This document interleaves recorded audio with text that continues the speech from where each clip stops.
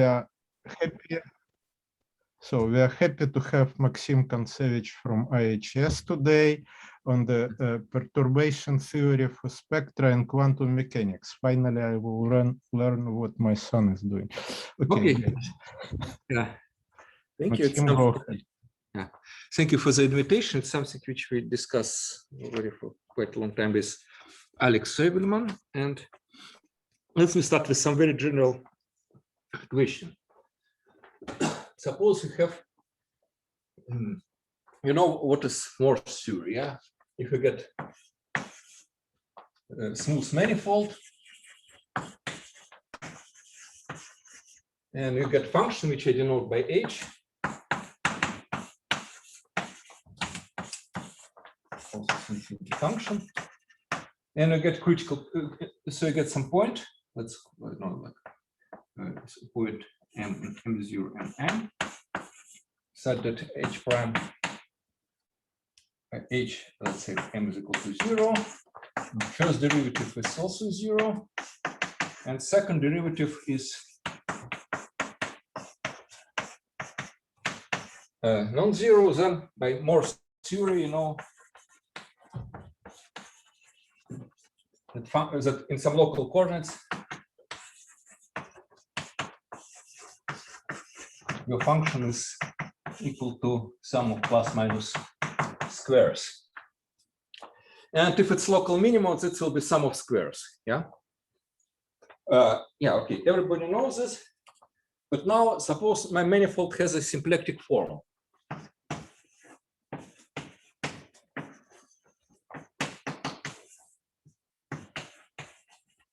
And also get function with critical point, and assume it's kind of local minima.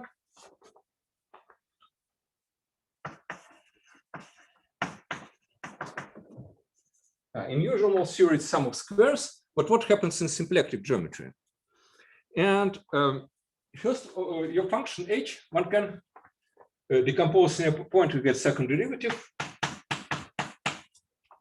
You can put in form sum of squares, but with certain weights.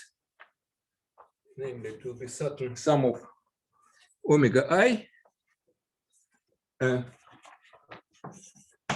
divided by I squared, where I goes from 1 to certain n, where n will be half of dimension of my symplectic manifolds, and symplectic for omega will be this called frequencies.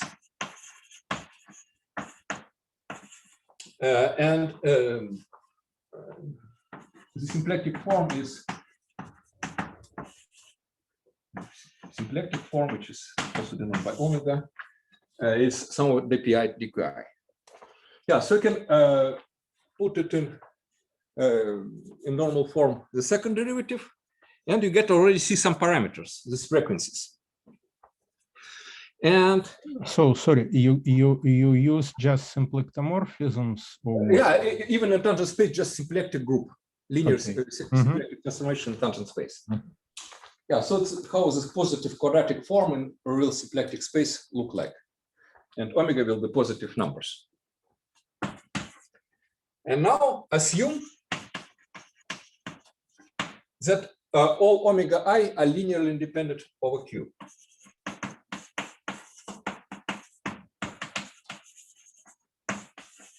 That means that direct sum of z omega I is a subgroup of R. Okay. Then there is analog of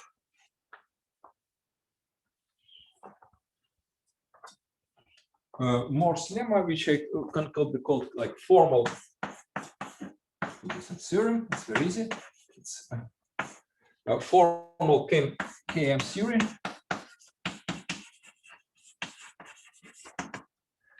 Which says the following: that again there exist formal local coordinates, and now this one cannot assure convergence. Again, pi qi such a symplectic form is the standard one, and then Hamiltonian is the start from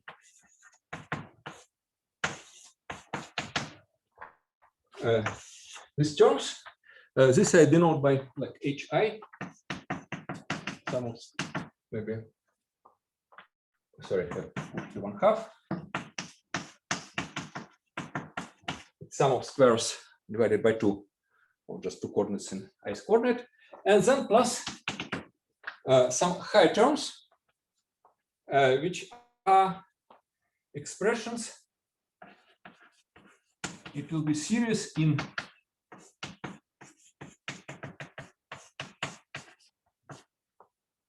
all this H1, Hn containing terms of degree at least 2 in these variables. Yeah, so you see that. Sorry, I don't know. Wait. I don't know. Yeah, so Hamiltonian can be put in this form.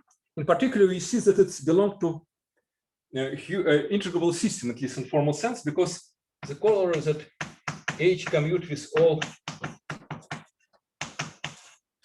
this Hamiltonian Hi.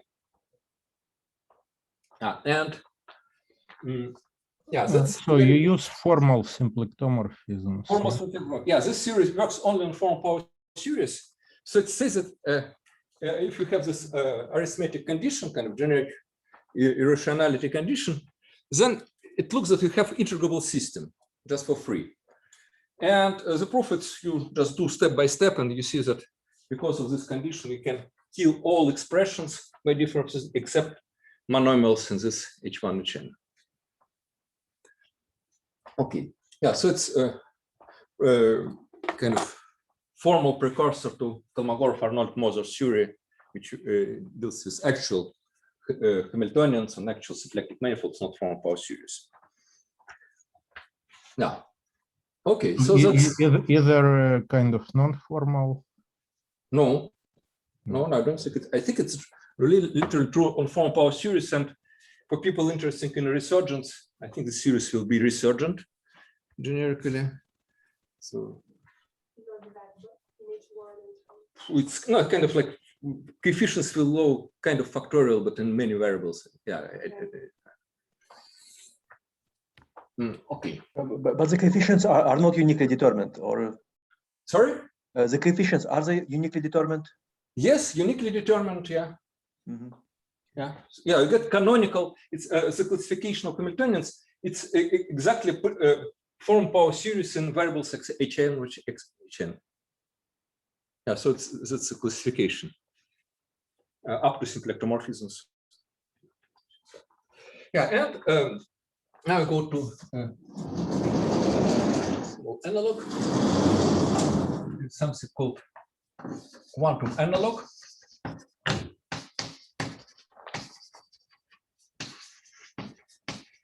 I think it's by Jostrand.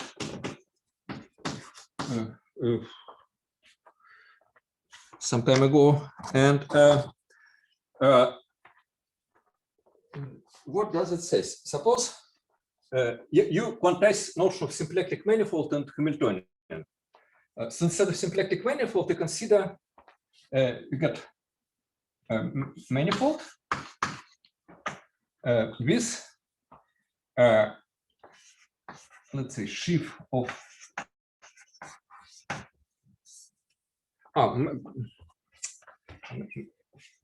maybe I just do things simple like this. Yeah, consider R2n to look at local model of my manifold, and on R2n we get the star product. Star product, what is it? It's a map from C infinity function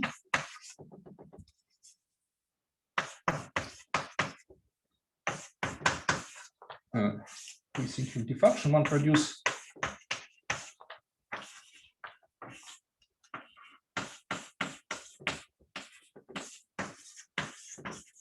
another function, but now it depends on h bar. H bar is a formal parameter, and by h bar linearity you can R2n type. R2n, yeah. And the things, and what is the formula for the star product? you have two operators with two functions f and g, and the product will be something like this. You take sum over k from 0 to infinity. You take h bar power k over k factorial, and take sum of many indices. I'll take 2k indices. It will be just coordinates in Rn. I take. I have my symplectic form, but I'll just keep it later. I take derivative of function f multiplied by derivative of function g, and here multiplied by. You should invert symplectic form, get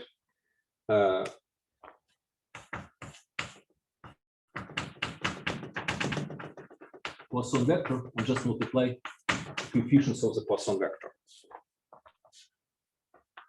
Yeah, so that's called Moyal product.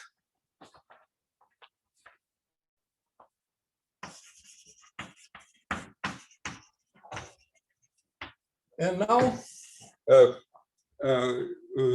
what you do, you consider element of this algebra. It's with this structure and get again star algebra, and you consider real element, such as in classical limit and hbar to 0 get function Hamiltonian with let's say local minimum, and the theorem is again by kind of formal automorphism of algebra at critical point, one can reduce to function in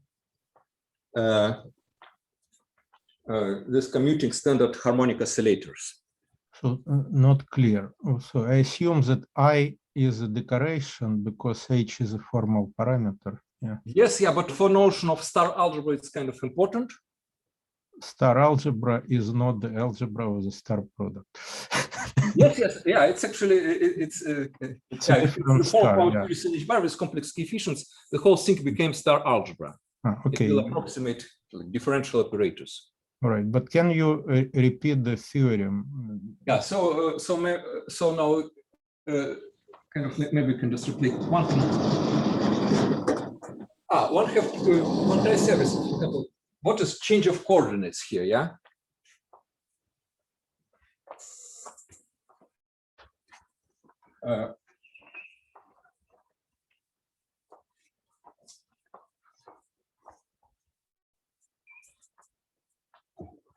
Yeah, so I get this quantum algebra.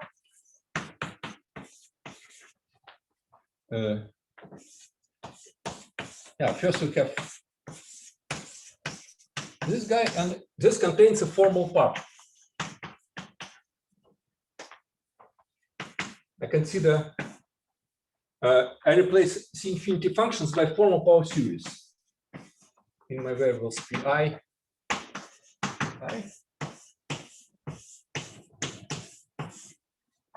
I get this. It will be also algebra because multiplication goes to makes sense instead of functions of formal power series. So I'm confused how you assign a smooth function to a formal series. Sorry. Not contains. It's it gives another algebra. Oh no! In fact, there is a homomorphism of one to another. Consider formal power series expansion 0. Things it's a kind of quotient algebra, and here what I change like formal coordinates, formal quantum coordinates.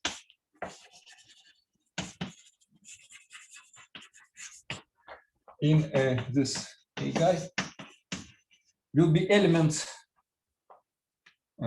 some pi hat qi hat collection of elements such that the commutant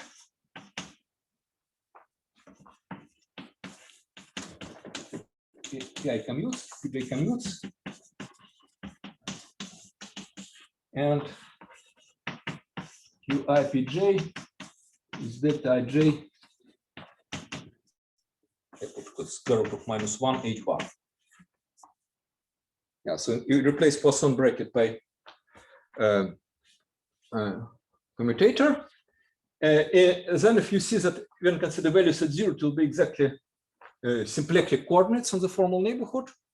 And the claim that on any element of algebra, for any element of algebra, kind of quantum element in my algebra, so that h bar equal to 0, we will have a local minima and linearly independent references. So it will be the sum of squares. Then there exists a change of coordinates, quantum change of coordinates, so that this guy can be written as again certain series, certain function, certain series in h1, hn, and also depending on h bar. So change of coordinates is an automorphism of this algebra. It's not automorphism. I choose generators such that, yeah. Okay. Yeah. And hi is again it's standard harmonic oscillator, 1/2 of pi squared plus q squared.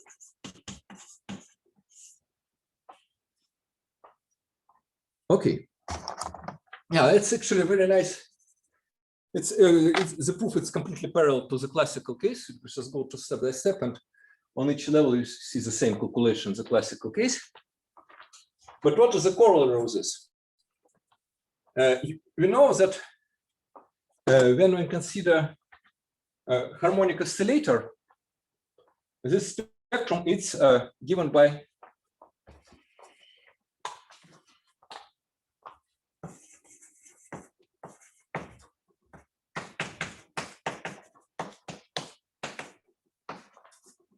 its set of h times n plus 1/2.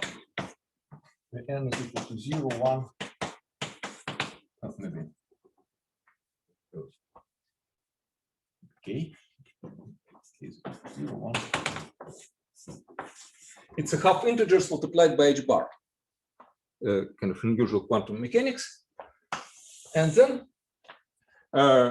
what I claim is that the spectrum of my quantum operator, whatever it means, it's this formal series applied to h bar times k1 plus 1/2, h bar to power kn plus 1/2, and also in h bar, it's series in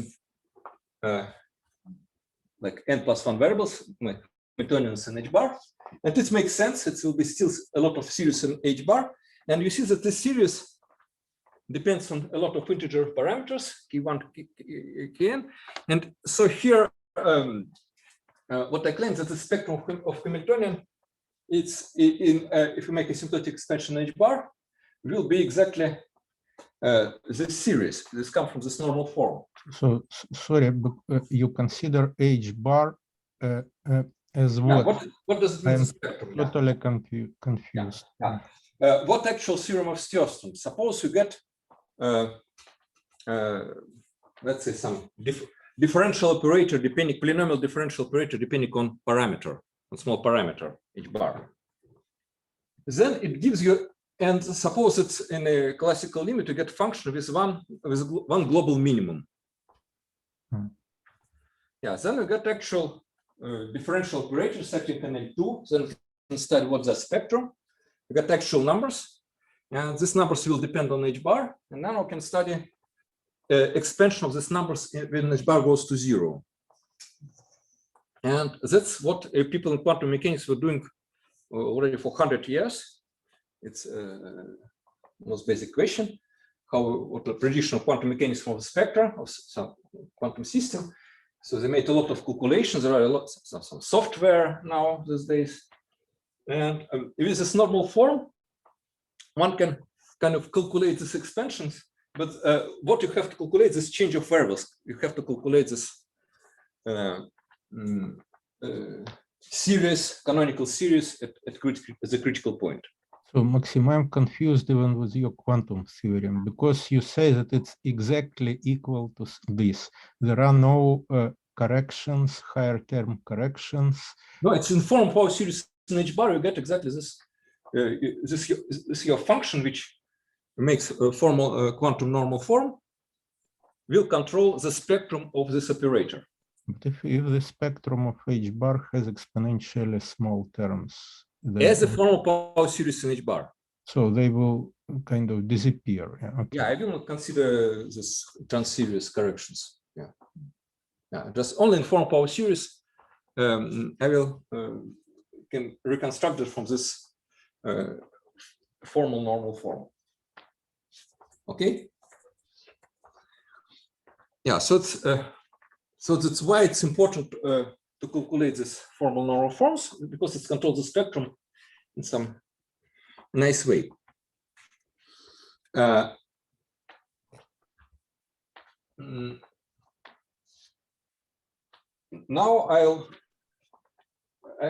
one can do the following. This question of so it was motivation why this quantum normal form is important. But now one can forget about real numbers whatsoever.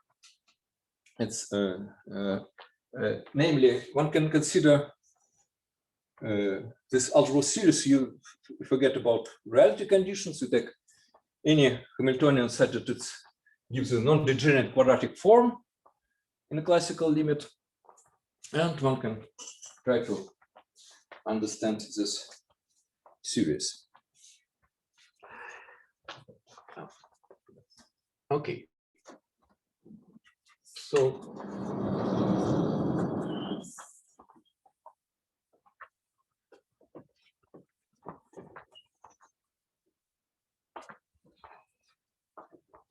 and what I'll consider from now, it will be 1 degree of freedom.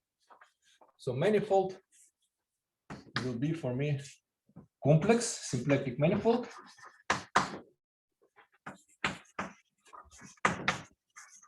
It will be C2 again with standard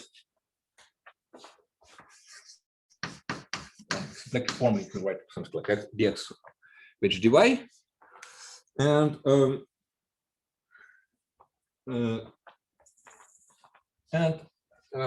suppose now I can ask the following question. Yeah, first of all, one should speak about star algebra. Star product. Star product will be defined.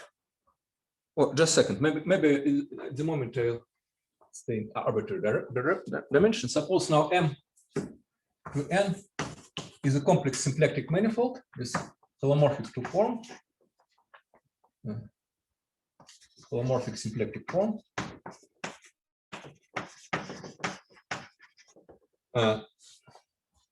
I'll kind of change a little bit of gears and explain you something about integrability. So first of all, suppose we have a star product. Star product will be the following. If you get a sheaf of algebras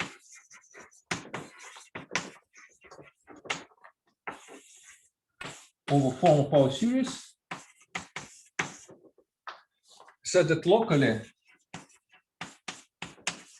it is isomorphic to my L product.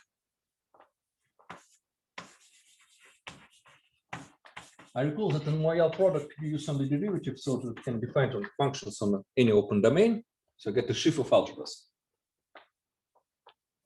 And my L product, and if you consider, let's say, commutant of two elements, G will be elements of my algebras, and divide by H bar, and evaluate H bar equal to 0, will be Poisson bracket of respect to symplectic form.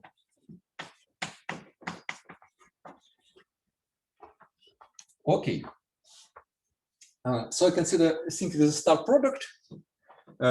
Yeah, it's called star quantization of symplectic manifolds, and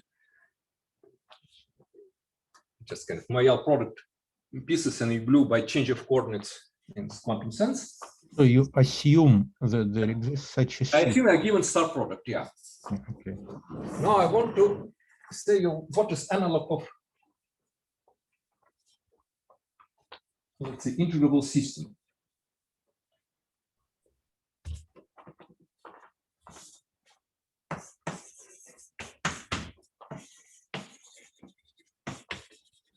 Quantum integrable system. Can you tell what is a classical integrable system? We don't have Yes, to yes, know. yeah. Or maybe I'll just so before what is classical integrable system? Classical one is the following. It's a manifold B of dimension n, and a map from M to B. This I consider it's kind of like trivial Poisson structure. It will be Poisson map.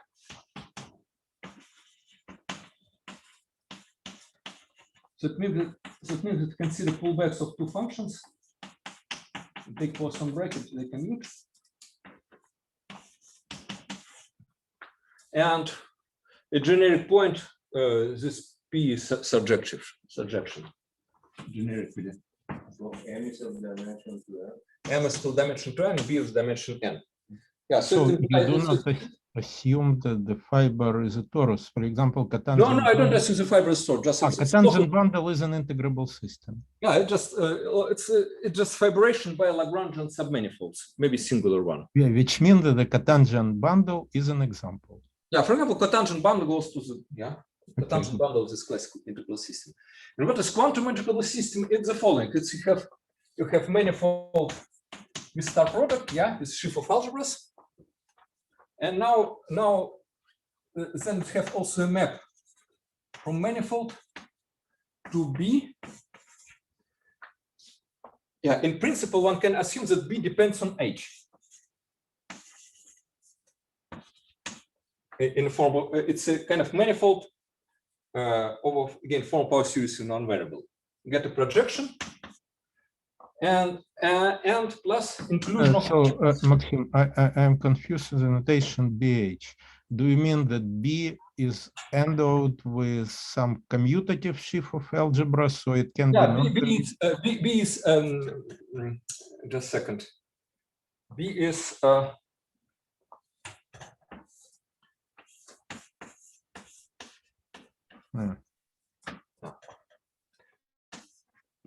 you get a variety over form power series in hbar. You don't define different varieties, and then you get inclusion of algebras of sheaves of algebras.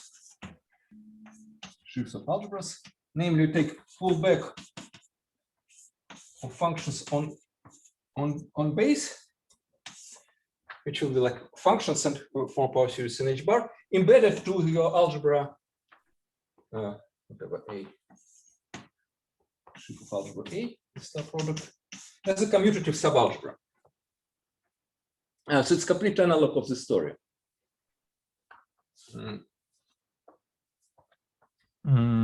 Is it a complete analog? Yeah, yes, and then you can ask that the classical limit, you get classical integral system. So it will be quantization of a classical integral system. Hold on. The condition that generic fiber is Lagrangian.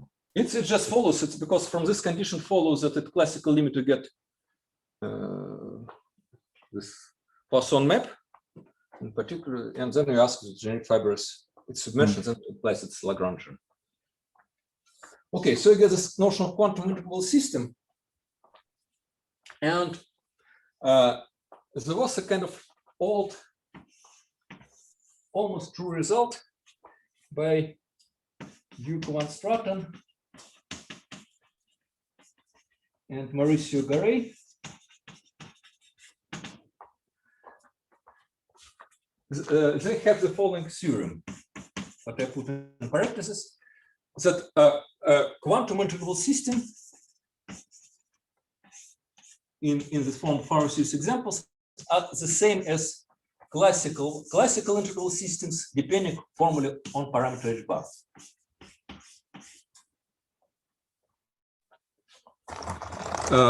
What was the argument?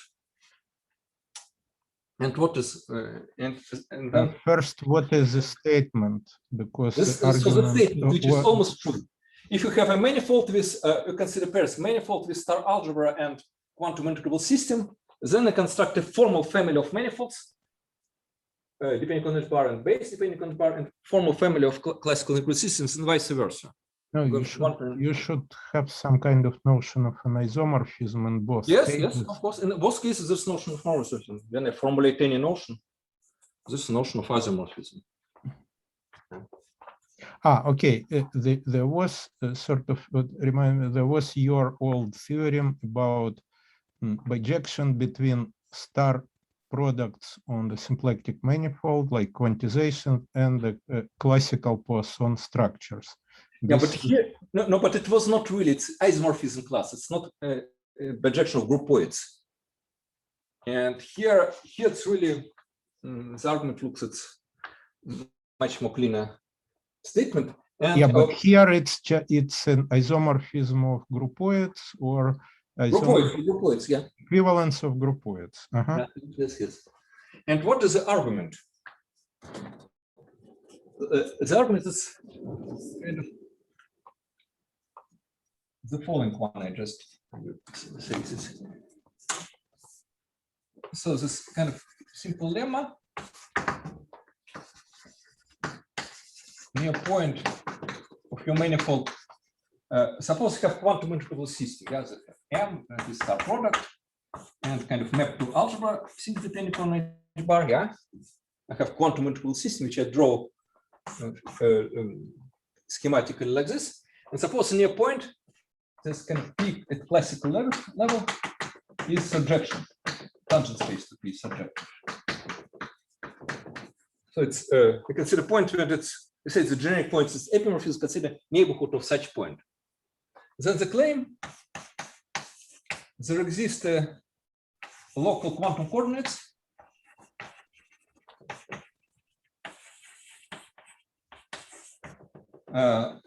such that you get star product is equal to standard Moyal product.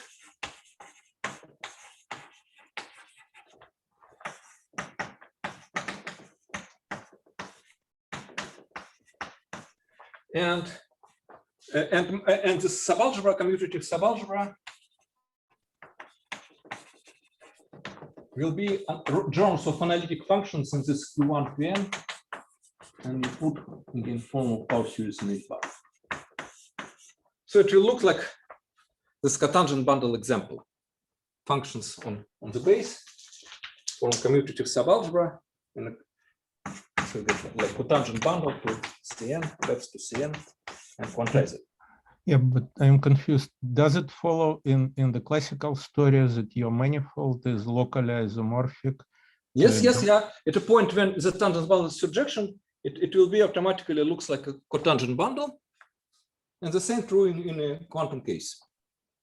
But here this question, yeah, so this kind of local form near places where it's no, hold on. First of all, you use some strange brackets. It's formal series in QI bar. No, it's analytic, germs of analytic functions. Then I'm confused. Because it's sheaf on Cn, yeah. Yeah, it's the same two things true. No. This is, no, it's. This is analytic local quantum coordinates. No. What does it mean?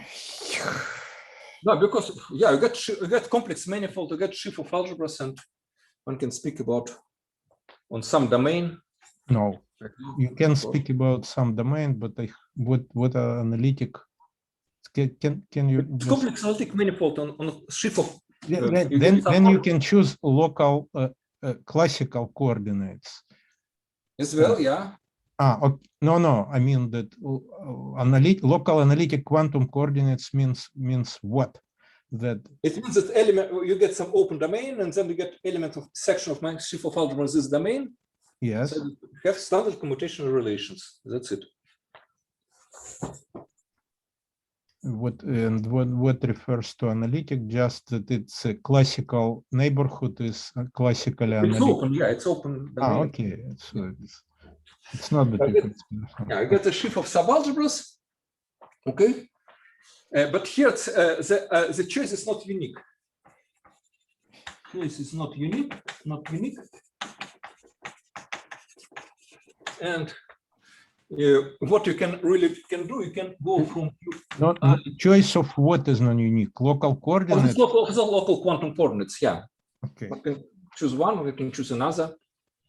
And the choice is not unique. What you can do, you can go from these quantum coordinates to some functions of this quantum commuting guys, which will be analytic function and form power series in hbar. And so you can make like change of coordinates on the base of the cotangent bundle, or you can go to pi hat goes to pi hat plus, and then you write derivative. You get some closed one form and take some function g d.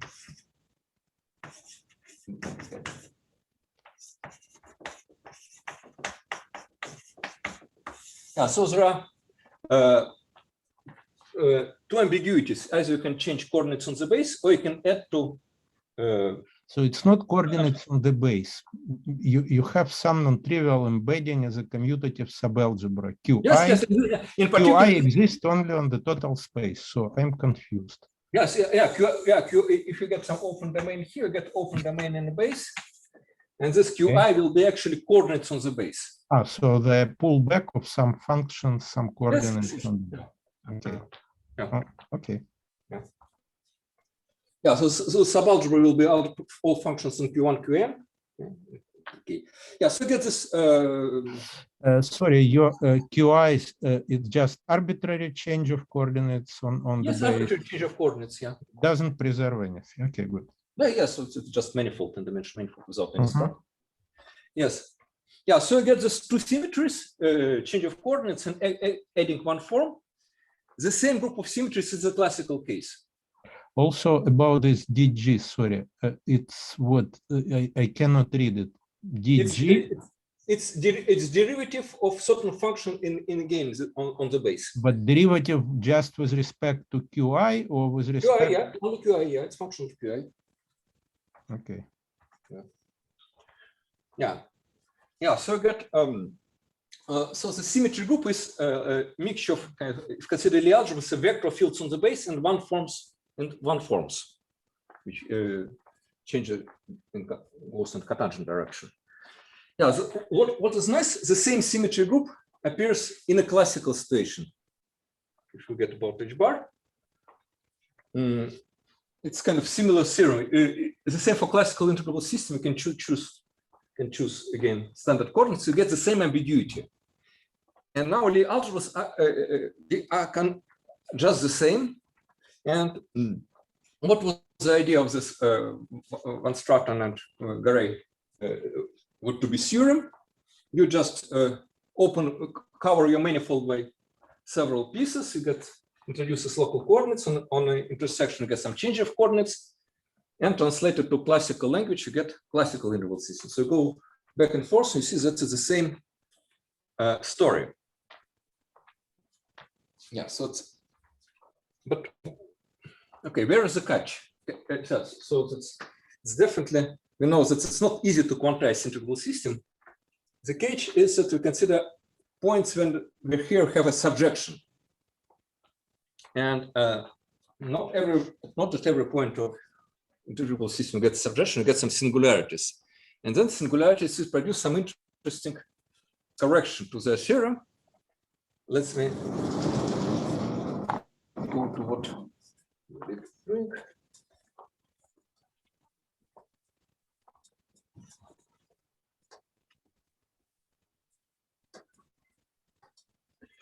So now I'll Maxim, excuse me. So basically you are saying that the cotangent bundle can be quantized uniquely. Not uniquely, no, it's for notion of integrable system. But your integrable system is a locally cotangent bundle. Yes, locally, yes. Is it true that everything reduces this Garay-Van Straten theorem just reduces to the case of cotangent bundle? Some domain in cotangent bundle. Or domain, yeah, okay. Now assume that M is equal to 1. So dimension of my manifold is 2, yeah, and dimension of the base is 1. And I assume actually on base I choose the coordinates. So it's like base is just standard C1. So standard coordinate, and so you get this thing. And where I can start. No, for example, suppose I have a differential. One can imagine just a very simple example. The same to be C star squared, and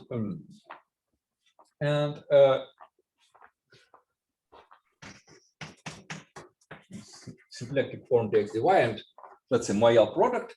And now consider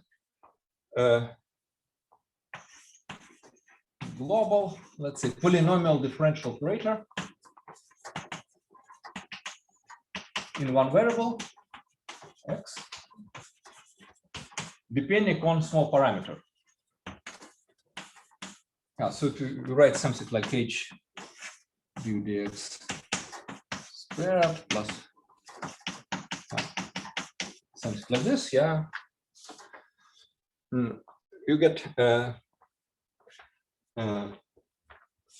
so you get just one operator depending on small parameter, and we are interested in spectrum of this operator. So so I'm sorry, since you are on the complex numbers, so of course you can consider it on the real line, but no, about spectra now I can do the following kind of. I can speak about formal spectra. What is the formal spectra? What does it mean? You get this Hamiltonian. It's called hbar, this Hamiltonian, and it gives classical Hamiltonian, and then this classical Hamiltonian can have critical points.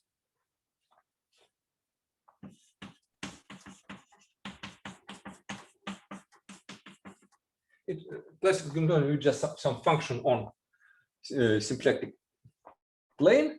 It can have critical points, yeah, and suppose critical points are locally non-degenerate quadratic kind of holomorphic Morse functions.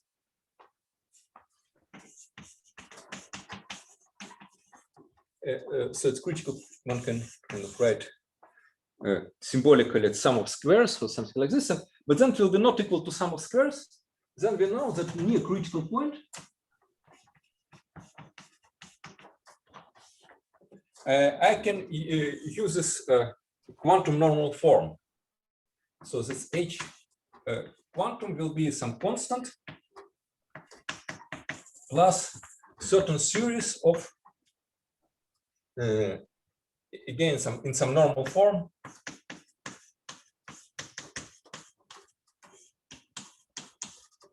we get certain formal power series. So x and y are p and q, yeah. So it's some kind of another, maybe some after change of coordinates can be translated to this form, and this form power series controls your spectrum. One can formally substitute here h bar time plus half integers, sometimes h bar, and we get infinitely many form power series in h bar, which one can say kind of formally will be spectrum at this critical point. If it will everything will be real, it will be actual minimum. It will correspond to actual spectrum. Yeah. So we want to calculate something. Yeah, and like for this differential operator, what happens? No, you have not told us what is a formal spectrum yet, yeah? Or you? No, the formal spectrum. One can make some algebraic definition cook up, but I don't want to worry. But at least using the series of formal normal forms, one can just substitute here h bar times half integers. And so by definition, your formal spectrum is f applied to what you wrote before. Yes, exactly. Yeah. What I wrote before in high dimensions will be the same just in one dimension. This will be a bunch of form power series in h bar, which if you want to calculate. Yeah, because at the end of the day, it's just pure algebraic questions, so I can forget about reality conditions and can do. Just one thing, I don't know whether it's relevant or not. There was this old, very old paper by Witten, you know, in '82 about Morse theory and something I forgot what, quantum mechanics. Yes. Yeah, and Not so population. it's exactly in the real story. He wanted to compute the spectrum. Yes, in the real story. Which was the input of critical points. Is it similar? Yeah. Okay. Yeah, but it's a different mechanism because he has some extra parameter. Yeah, but morally, you calculate the spectrum of input of some local. Okay. Okay. Yeah, so that's something which you want to calculate.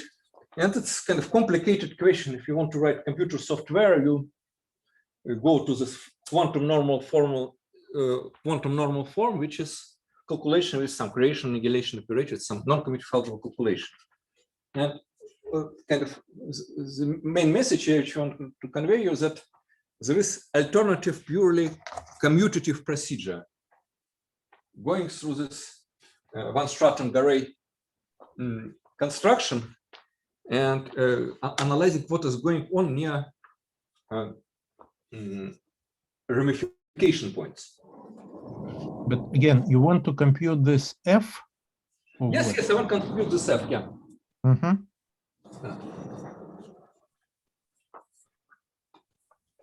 That's a question. Yeah.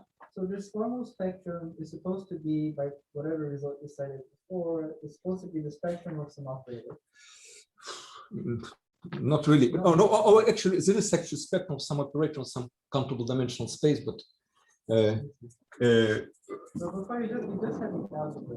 The spectrum needs to act on something. I can tell you this. Actually, this formal spectrum can be calculated in. Defined in different way. Consider form power series at near critical point in hbar. Consider operator of multiplication by this operator, and it will be really eigenvalues which you can see in this infinite dimensional space. Okay, but that's not a representation of the algebra. But the appeal is infinitely many multiplicities because you act by algebra or kind of act in algebra, not in Hilbert space. Algebra is infinitely many copies of Hilbert space. Yeah.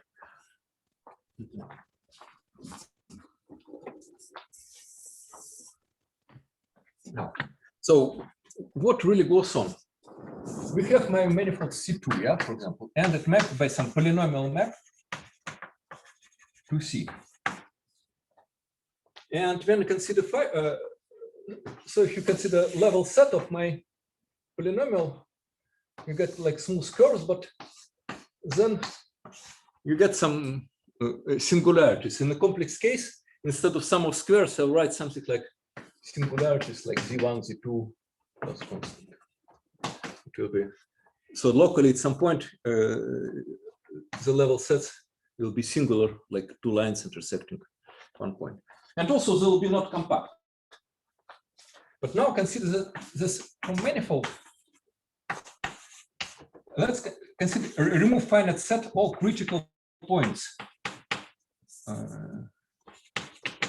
Critical points of my classical Hamiltonian, which is just polynomial variables. It will be finite set, and then it maps to C.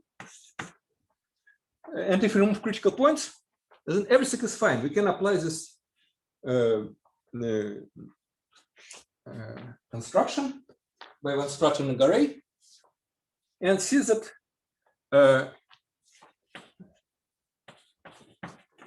Straten array construction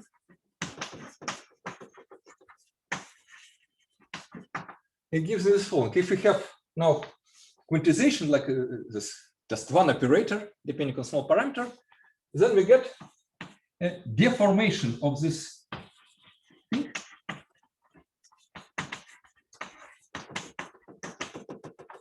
over form power series in one variable.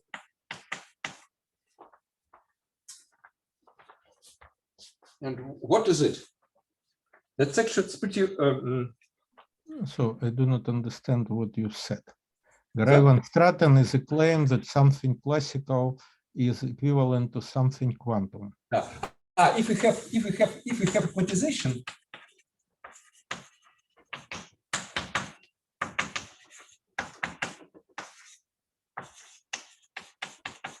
some quantum operator, yeah, then we get quantum integrable system because we get subalgebra generated by this operator.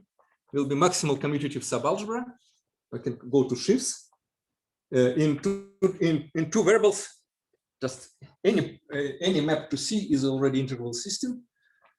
In this sense, yeah. So it's, you get a family of, for free, you get a family of classical integral system, but on punctured manifold. You remove few points.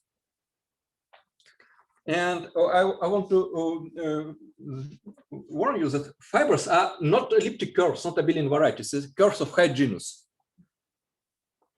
And so the curve has some punctures, but then all vector spaces. I mean, in this for this particular Hamiltonian, yes, it's probably just polynomial it's cylinder, it's C star.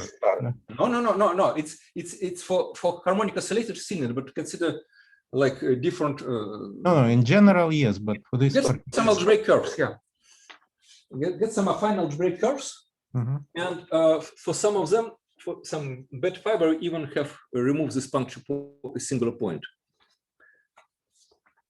Yeah, so that's what goes on. Yeah, so we can identify by the theorems this classical family of classical systems of this punctured thing. And now the question: what to do with punctures? So what happens with punctures? What happens near punctures?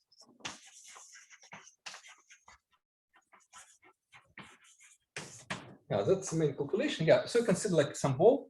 Now you consider maybe two coordinates Z1, Z2. May I ask you a stupid question? So Garay-Van-Straten gives you by some procedure this function f, which is function in two variables, or maybe series in hbar, function in two variables. So in two variables. No. The story is that it's no. Garay-Van-Straten gives me classical integral system. So you get a map family, yeah, because here you're going to choose Hamiltonian, the base will be all identified with each other. So you get a family of symplectic manifolds, which maps to C. That's it. And no condition of integrability because in dimension 1, there's no further constraint. Yeah, so you get just a family of symplectic surfaces which map with the functions, they map to C. This family corresponds to your quantum. What do you have at the very beginning? You have a quantum integrable system, yeah? Garay-Van-Straten gives you a family of classical integrable systems. Yes. For classical integrable. If you choose coordinates on the base, like this element of the algebra, this base will be coordinate as C. And you get family of maps to C from some symplectic manifold depending on hbar. Yeah, you get some manifold depending on hbar with symplectic form depending on hbar with the projection depending to hbar to C. C doesn't depend on hbar. So we get such minus 1. Yeah, okay. Punctures, punctures. And what happens with the punctures? So one can try to analyze this standard example, but it's better to use complex coordinates. So the symplectic form is dz1 plus dz2. And suppose I have a Hamiltonian, which I want to kind of deform will be z1 plus z2. So it will be level sets, will be hyperbolas. Now, you can cover these things by two pieces. You can cover by one piece, where, for example, z2 is not equal to 0, union to another piece, 1 equal to 0, yes, 1 is not equal to 0, and you glue them along the common part. Yeah, so first of all, what I claim if you have a deformed integrable system on this punctured four-dimensional disk, yeah, real four-dimensional, because I can see the ball four-dimension minus point. When I deform it, I claim on the base I'll get some on the base I'll get something very nice. I get some canonical coordinate. Namely, what goes on? If you consider let's say kind of deformed projection, but you take projection of some point on the base, and if you look on the small ball, it's a cylinder, yeah. If B is not zero. Yeah, here low kind of real shadow of complex picture, but complex hyperbole in a small ball is a cylinder. Yeah, so I get a cylinder, and then one can have a small loop, a vanishing cycle in the cylinder. And if I integrate form omega over this vanishing cycle, one get a closed one form on the base. It's one dimensional, so it's really not nothing to speak about close. For each How cycle, do you integrate to form over one cycle? Yeah, and I get one form of the base. Yeah. No, how you integrate to form over one cycle? So it's called push form. Yeah, for example, if you want this things integrate over some path, they take pull back and get two dimensional. Yeah, okay, get it. So you get a well-defined form on the base. It looks it's well-defined only when you get non-singular fiber, yeah? Because, Yes. But it's not. In fact, what is really goes on, what goes on with this cylinder? This cylinder will degenerate to union of two copies of C, yeah? So you get, looks like you have some ambiguity. But you can choose vanishing cycle still to stay in one of half of this guy. So I'm confused. So you have one this degeneration point. It's exactly the origin, yeah. Whatever. It's the origin, and the yeah. Okay. So you can take sort of a symbol, which is kind of start with this point and goes to your gamma. And you can integrate omega over this symbol. I can choose path gamma arbitrary in just an homology class of the synergy. This one. Okay, just fix it as a representative. And as a representative, I can choose the representative, for example, near the point when like Z1 is given some number and the two close to zero, or vice versa. I can put representatives in different domains of the cycle, and I get still the same one form. Because there's defined for it gives the same homology class for non-singular fibers. So you get well-defined one form. And what is one form? Yeah, if you put your Hamiltonian, use kind of like classical standard. If your Hamiltonian is Z1 cross Z2. Yeah, and it will be then this one form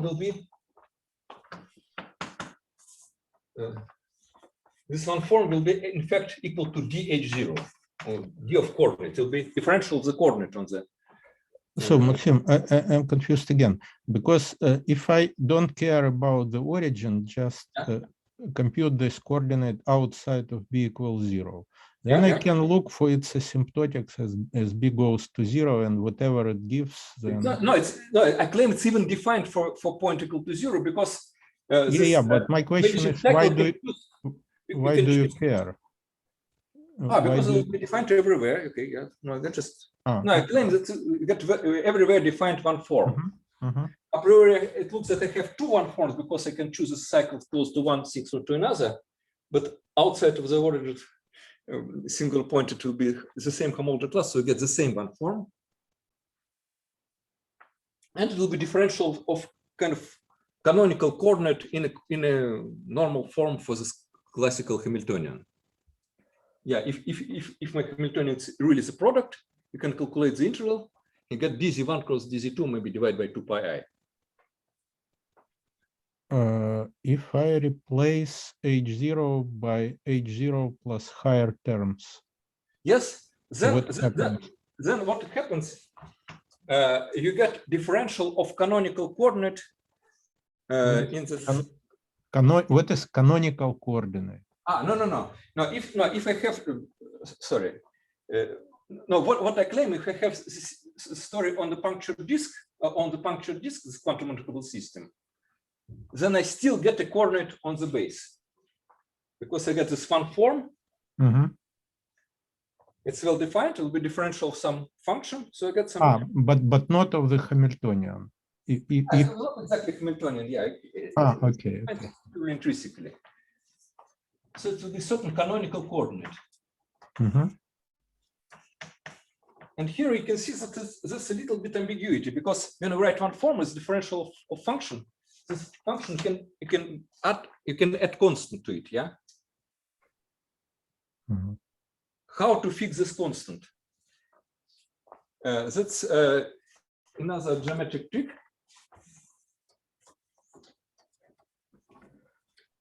Your T has index, what index T? Canonical, okay. T canonical, yeah. Definition of T canonical. Because it's defined up to, a priori is defined up to adding a constant. And the definition is the following. You take this cycle, yeah, gamma, depending on in the fiber over some point, yeah. We have this cycle, and now I have circle in 4-dimensional space minus a point, yeah. Then the cycle we can represent as a boundary of certain 2-dimensional disk. And disk will be still belong to C2 minus a point. There's no topological abstraction because it's homotopically 3-dimensional sphere. And you can close the circle by disk and also homotopically unique way, what is important.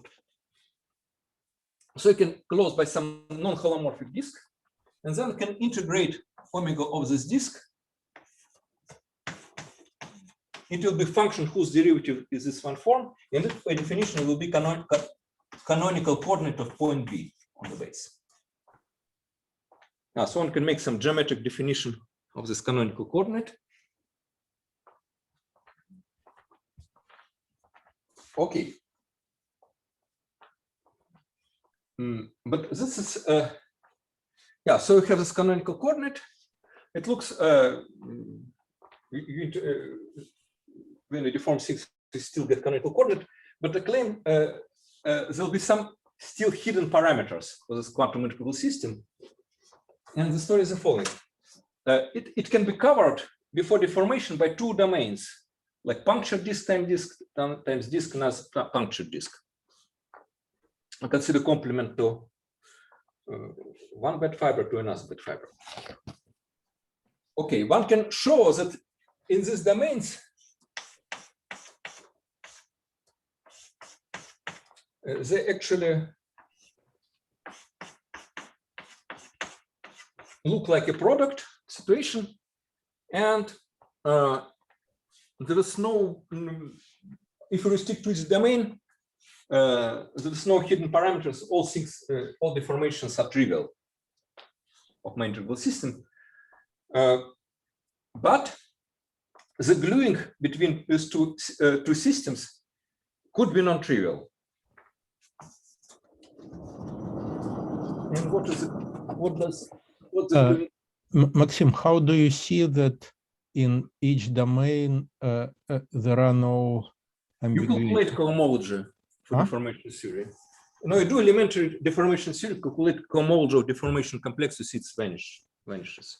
But you still have an ambiguity with the projection, so that's different. Yes, domains with a projection. I have domains with a projection. I have no. I still. Well, what's the cohomology control? Okay, get it. Yeah, it's certain H1. H1 vanishes. Yeah, but then I get gluing. So I get gluing of this domain and this domain. glue increase this domain, which goes to intersection. And this gluing actually it's kind of interesting. What really happens? You get canonical coordinate, yeah?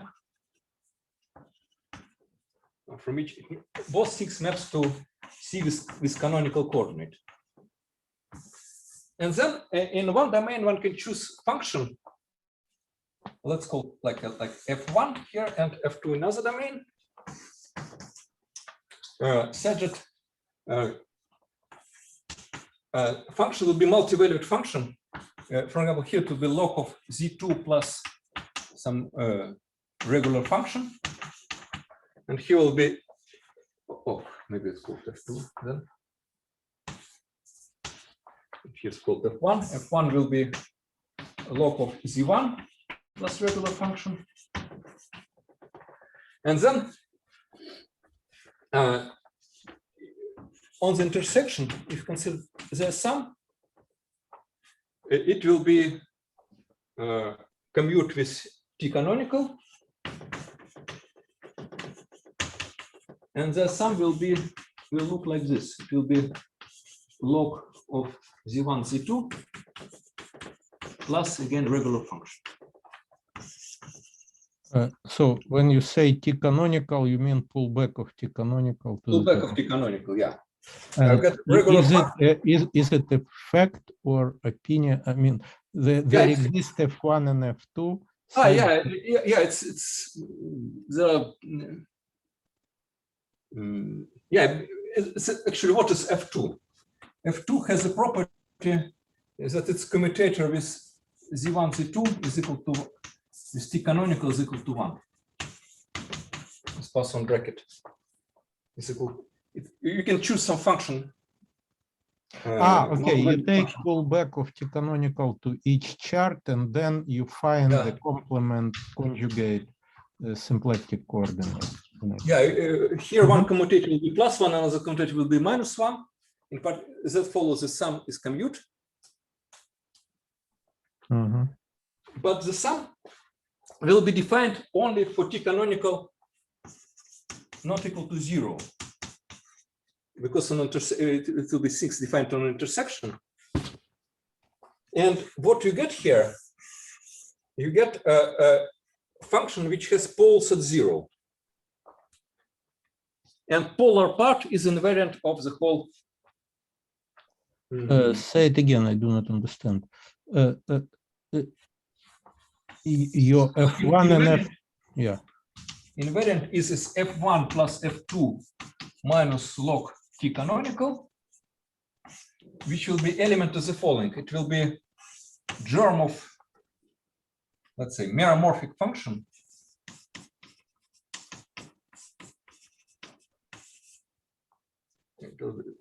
Like germ of meromorphic function modular analytic function.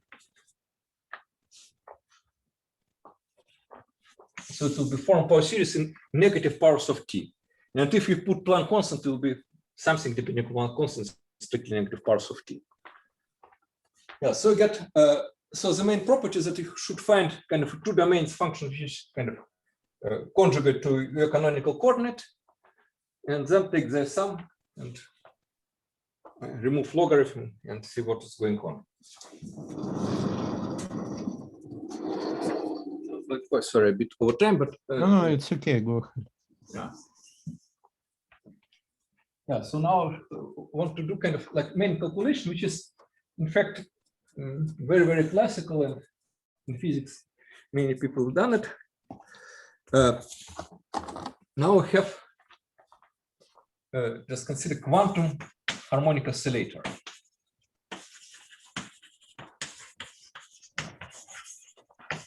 Okay, I will not use again physics notation, because in physics you would write something like this bar. I consider things like this. Suppose have my operator is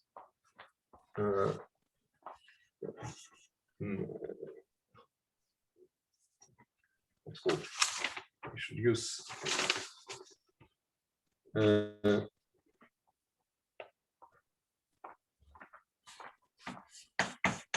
So Hamiltonian will be h bar.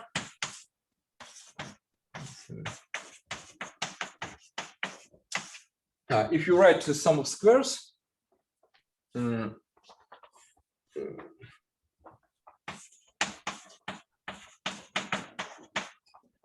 this will be like two generators of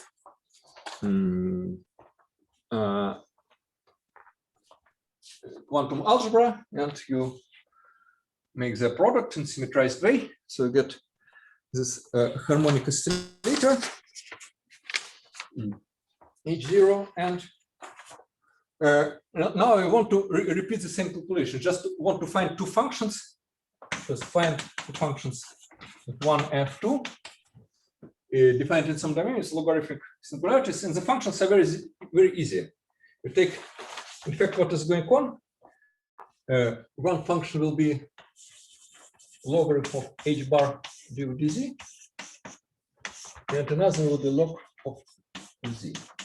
You have these two functions, two elements of my star algebra. The commutative with H0 will be 1. So F1, should you put hat somewhere or not? It's already F1 hat. Yeah. Yeah. No, I put quantum parameters. Just repeat the same procedure. Because it's commuting. The way how this Garibat-Stratton construction goes, you just consider classical canonically conjugate variables replaced by quantum canonically conjugate variables. Yeah, but there is no canonical procedure to replace, and no matter how many times you say canonical, you should say canonical relations. Relations. So this commutant with this guy with H0 will be h bar and minus h bar. And these things are multi-valued, but in open domains are well defined as elements of the star product. And now, because the commutator is bar, so we see that this commutator of these things with H0 is 0. So it means that these things should depend on H0 and can be written to something. And the claim is the following one.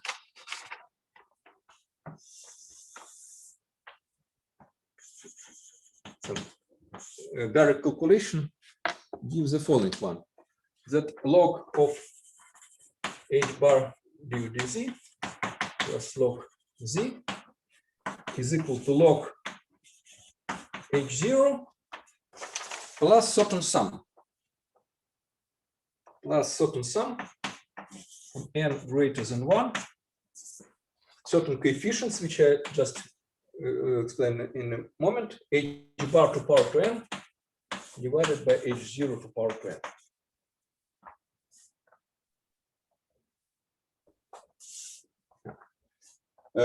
The other coefficients, the coefficients are pretty funny. Coefficients are the following guys. It's 1 minus 1 or 2 power n minus 1 multiplied by Bernoulli number divided by 2n.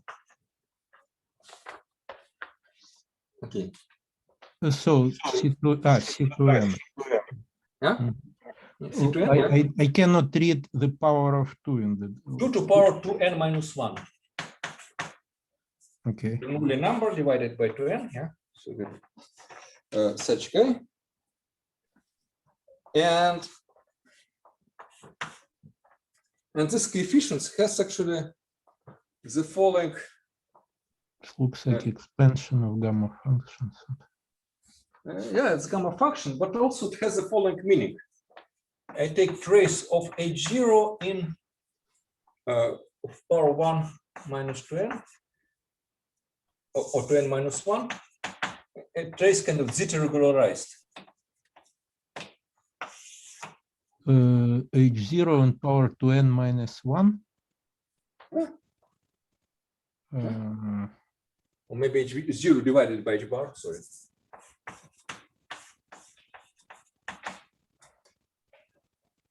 Yeah, you divide by h bar, you get operator.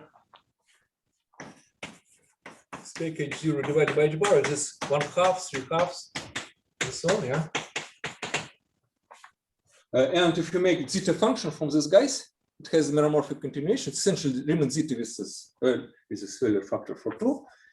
And it has values at negative integers, exactly this coefficients. Yeah, so in principle, I can write this formula without even saying what are Bernoulli numbers. I take traces of the same operator. And this is very, very bizarre. I really don't understand what is going on here. For example, I explained you this notion of canonical coordinate, yeah? Mm-hmm.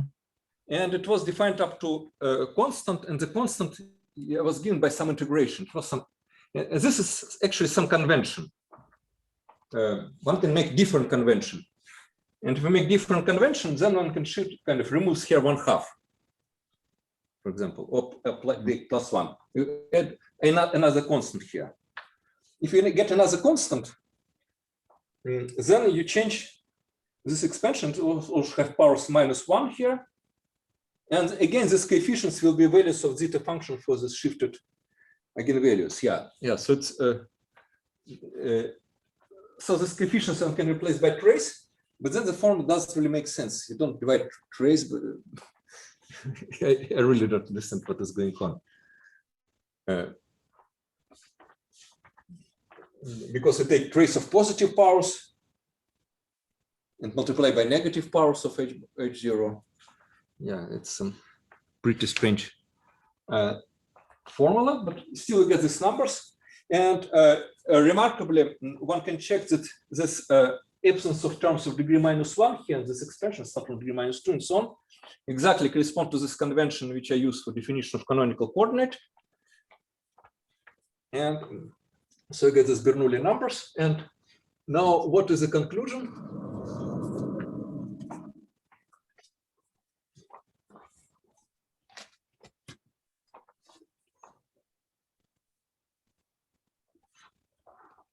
The conclusion, one gets this certain algorithm how to calculate this thing. Yeah, so we start with 1-2 Hamiltonian. Yeah, again, one can think like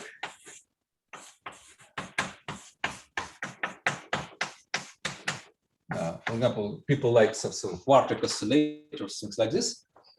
I think depending on hbar, then it produces a family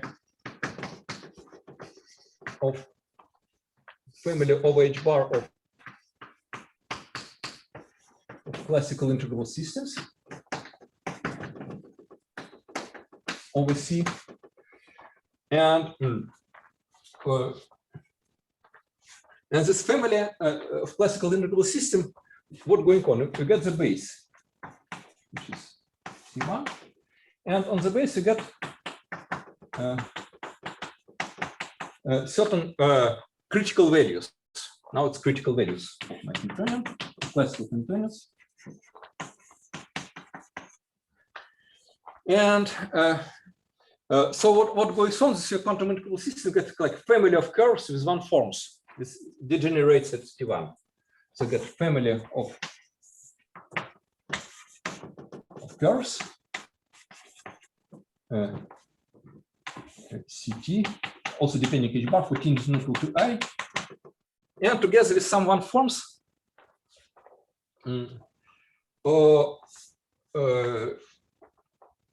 which will be is one forms omega divided by dt. It's a well-defined family, one form, and this form has periods.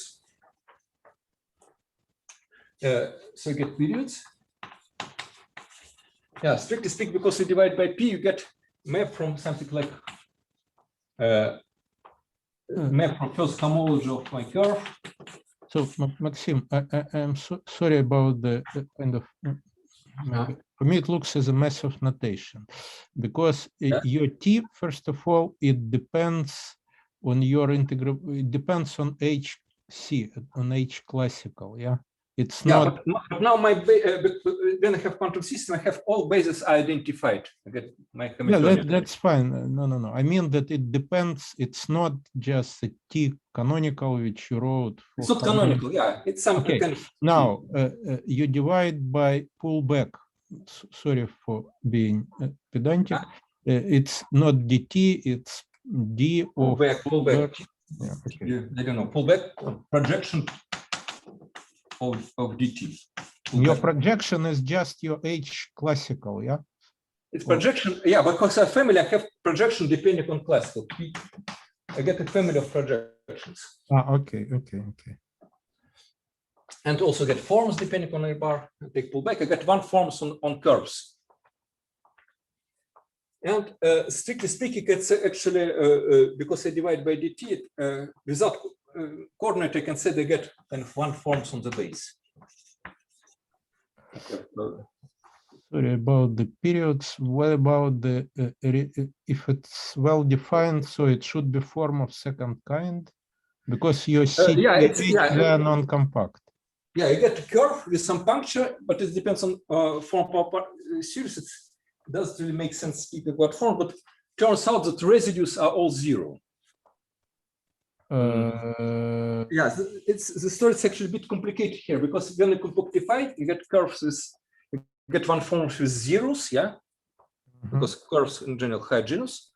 You get curves with zeros, and so it means that your symplectic form has zeros, which is your Poisson structure has poles. Yes, it's a bit tricky. Yeah, but I skip this thing. That turns out one can map from homology, but all residues one can prove are zero, again by some local calculation, and then it extends to a homology of compact curve. Okay. Yeah. Okay. So yeah. So that if you kind of divide by dt, you get section of bundle of cohomology of curves with some similarity. And now, what are rules of the game? It's really tricky relation.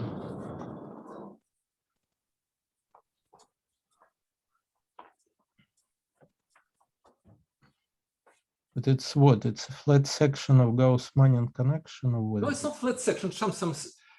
So what happens? You get how it can be you have a bundle on base minus my critical points. Yeah. How many critical points depends on the situation. You get vector bundle. Fiber will be like Z2G times C to be cohomology of some compact curve. And you get holomorphic section of this bundle.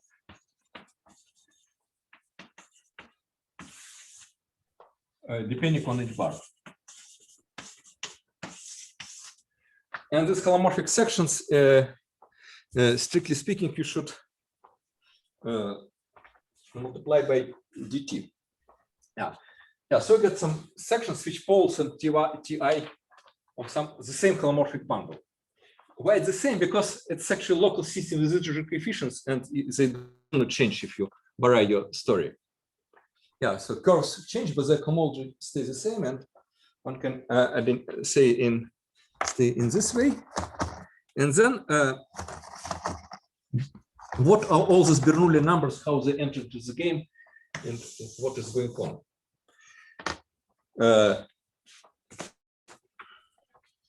So near each ti,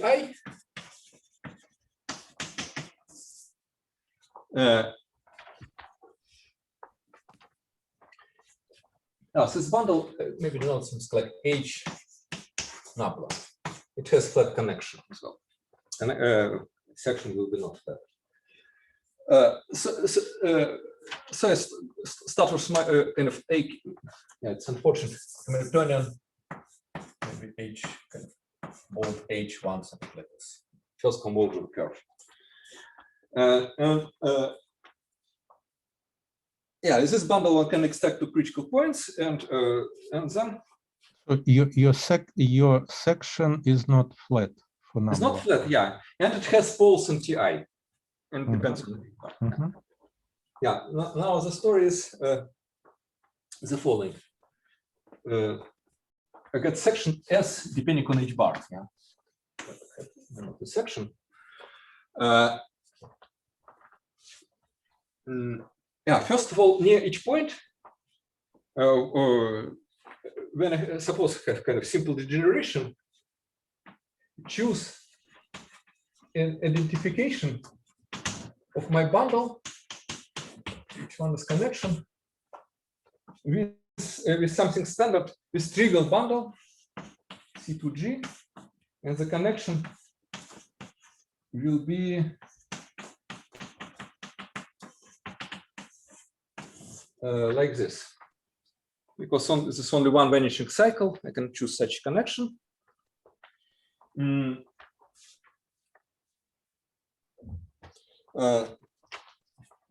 So if you consider section,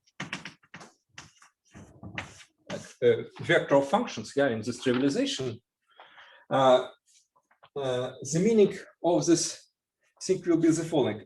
This S up to some constant, like S2 times dt will be integral of omega h over some cycle gamma 2, and gamma 2 will be vanishing cycle. And S2 and up to S2G, but S1 will be some cycle. Gamma 1 will be cycle which is not totally well defined. It's defined up to cycle transversal to vanishing cycle. It's defined up to adding integer multiple of gamma 2. Yeah, but if you compactify, then the second cycle becomes also compact on the Yes, on a compact curve. Yeah. Yeah, so you get this kind of choose coordinates. So gamma 1 is in sense S1 corresponds to this. No, but Maxim, I cannot read. So S2 dt is equal to integral. This I can read. What? And S2G is integral of omega h over some cycle gamma 2G. It's from 2 to 2G, it will be integrals over cycles. Yes. Invariant under monodromy. And gamma 1 will be cycle not invariant. The last one will be transversal to the first one. Okay, good. S1 will, yeah, S1 will transversal to the first one, yeah. Okay. So what really goes about gamma 1? Yes, maybe I can write the formula how to treat this gamma 1 kind of separately, because I write this connection, this integral over omega over gamma 1 S1 times dt will be integral of omega times gamma 1 plus maybe 1 over 2 pi I logarithm of t minus ti times dt. So S1 will not exactly a period, but a period from which you remove the standard this logarithm which comes from this formal connection. So where did this formula come from again? Yeah, I just for standard model, this will be d log, and then you see that S1 is defined from this matrix. Yeah. Okay, so we get this remarkable formula, but now what will be constraints? The constraints will be really very, very bizarre. Constraints on what?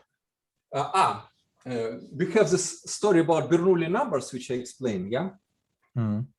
Yeah, so and my section depends on H bar, and the constraints will be the following. Maybe just a little bit of this.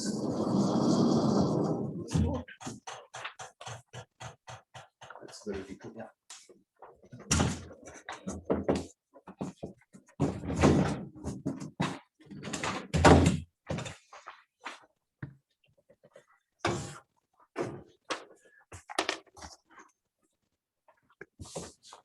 Now I have certain constraints. Now I get kind of S2, S1, S2, S2, S2G depend on H bar. And the constraints are the following. First of all, this all components of my vector which except the first one, are non-singular. We have no poles.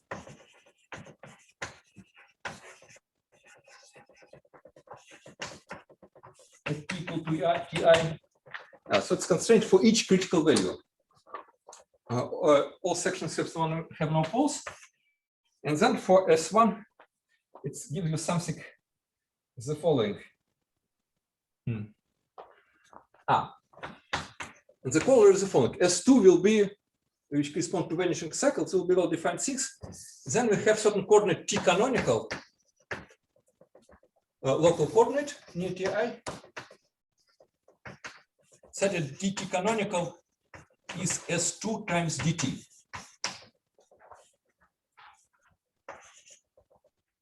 Yeah, so you get this. If you get the section, you can locally again up to constant define T canonical, and then there will be some bizarre relation. Maxim, what is special about? So I'm confused. What is special about S2? It's a integral of a vanishing cycle. Which No, was S1 was the integral over vanishing. no, it's one integral of transversal cycle. S1 was the integral. Yeah. Okay. S2 was vanishing cycle. Yeah. Yeah. Okay. And then one substitutes these formulas. S1 plus whatever up to maybe sine plus log of T minus Ti cross S1 and multiplied by dt is equal to following that log of T canonical plus some of these Bernoulli numbers, which I just denote by 2n for n and greater than 1 C to n. This is my Bernoulli numbers multiplied by hbar to power 2n divided by T canonical to power 2n and then multiplied by dt canonical up to regular terms.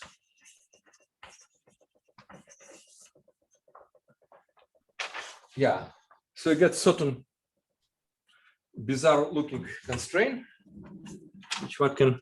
Where did you get it from? Again, from because I get I said it's locally. I have quantum harmonic oscillator.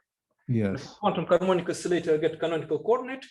Yes. And then another period is up to regular terms is related by this. Right. Okay. And this is equivalent to the following, the second story, that you get S1 divided by S2. Sorry, this is S2 here. S2, yeah.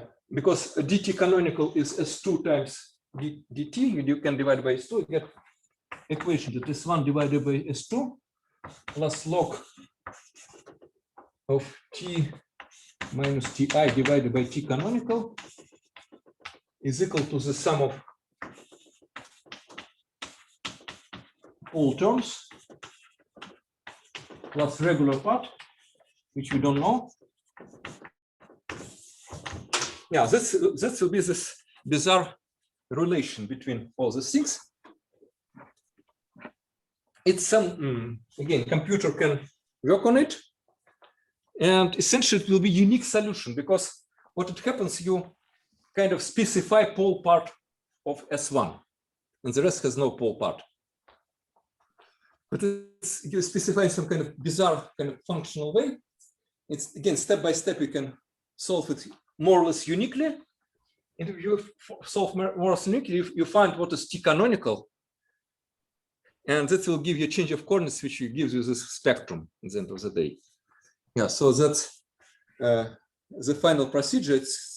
I still have a task to do, just to program it to do it on computer, but now it's really convergent, so it will be maybe it will be a little bit of ambiguity to analyze, but definitely it will be this way to deduce this standard normal form. Yeah, but where is okay? So you see so many formulas. Where is the standard normal form here? No, because the standard normal form, it's T canonical. It's kind of like it will be new coordinate on the base and it thinks locally sum of squares. And then Okay.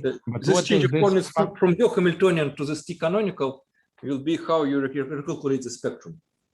Okay. It's just your function f is just Yes, yes, a it's just function which gives your quantum Hamiltonian as a Yes, function. yes. Okay. Yeah, t depending on t canonical, it will be this main. And function T is applied. canonical, it's not quantized because it's on the base. Yeah. Yeah, yeah. Yeah, so it's pretty awesome looking formula, yeah, but yeah, it's No, it looks nice. Not quite clear because you mixed S1 and I mixed S1 and S2 somewhere. yes, yes, yeah. Yeah. Yeah, and one have to analyze its behavior to infinity. Yeah, so many things, but it seems to be kind of compatible with there was some calculation by Jean Justin many years ago. He, based on computer experiments for this harmonic oscillator, predicted there should be some Bernoulli numbers behind the story. And here I think it will be universal. Maxim, but I'm trying to understand. So you have at the beginning you have a quantum Hamiltonian quantum Yes. integrable. So then you produce a classical integrable system, With and punctures. from it, With punctures, that's the main point. yeah, with the punctures. But then you compute this T canonical in classical terms. Yeah. Yes, yes, exactly. Yeah. Now my question is why you cannot just compute the integral. I mean, I understand that it's sort of a Hodge theoretical story, the last part, but why you cannot just compute the core by definition, the integral over this cycle vanishing? No, integral. Yeah, then I should go to this construction. Let me go to integral cycles. Yeah, I should identify quantum in classical world. And then, okay. Okay, so it's sort of too complicated. Yeah. No, that's the main story here. We don't do any non-commutative algebra at all. It's really question. I mean, yeah, modular theorems which somebody proved or will prove. Okay. Okay. I understand that it's already a discussion. So, are there any questions? Okay, so I think yeah. Yeah. Yeah. Okay. Thank you for the talk. Yeah, I forgot. Okay. The You're welcome. Yeah. Okay. Questions? Yeah. Okay. Yeah, from audience. Of the Bernoulli numbers as intersection numbers over moduli space curves. Yeah. No, there are many mysteries. Yeah. No, I don't know. Yeah. It's. But here, in a sense, one can hide Bernoulli numbers to zeta function of the same operator in some bizarre way. Yeah. By the way, you considered, sorry, it's natural. It's sort of a normal beginning of the normal form theory. So your Hamiltonian is Morse at the first. Now, Yes, if it's not Morse, in dimension 2, you have just a function and two variables. There is this Arnold book. Yeah, no. Generically, all critical points are Morse. If they are not Morse, it will be new. Yeah, but that's what I'm asking. So then, hypothetically, what prevents you from doing this for Hamiltonians which are not something like X cube plus Y cube, something like this. Yeah. No, that's very interesting. One gets some kind of a new replacement of this usual harmonic oscillator story, and yeah, it will be some. And another thing, I remember there was this nice book of Jean Justin, which is more than 1,000 pages, and he had some exponential corrections to. As well, yeah, it's out of the scope, or it it's can up be at the moment out of the scope. Yeah, eventually at trans series. Yeah. Do you think but the Hodge theory cannot capture this exponential term, this kind of considerations from the last part of your talk? Yeah, but in principle, one can kind of try to guess because these guys who already have factorial Bernoulli numbers get factorial growth. Yeah. That's what. Yeah. Yeah, but resurgence can it be proved, or it can be guessed? I don't think you even formulated properly the whole story. Okay.